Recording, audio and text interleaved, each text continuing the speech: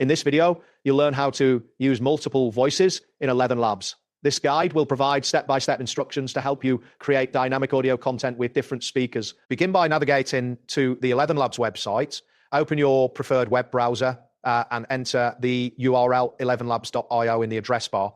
Once the page loads, you will see the main interface, which features various options for text-to-speech and other functionalities. Next, locate the section for text-to-speech. You can find this option on the homepage or in the navigation menu. Click on text-to-speech to proceed to the relevant page. After clicking, the text-to-speech interface will appear, displaying various tools and settings for voice selection. After that, you should click on the 11v3 Alpha option. This selection will allow you to access the latest voice models available. Once you click on it, the interface will refresh, presenting you with an array of voice options. Now choose the voice you want to use for your first speaker. A list of available voices will be displayed, and you can listen to samples of each voice. Select your desired voice by clicking on it, and the system will confirm your choice. Then type a script for speaker A in the provided text box.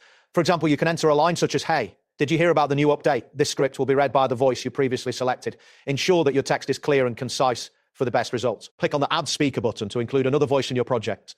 This action will prompt the interface to prepare for the addition of a new speaker, and you should see a new set of options for voice selection. Next, click on the voice option for the second speaker and choose a different voice from the list. Once you select this voice, the interface will again confirm your choice, allowing you to continue with your project. Now, type a script for speaker B. An example script could be, "Yeah, I tried it last night. It's actually way better than before." Ensure that this text corresponds to the voice you selected for speaker B. Finally, you can add more speakers by clicking on Add Speaker again. Repeat the previous steps to select additional voices and scripts as needed. This flexibility allows for a richer audio experience, accommodating multiple participants in your content. That's it for this tutorial. Thanks for watching, and see you in the next one.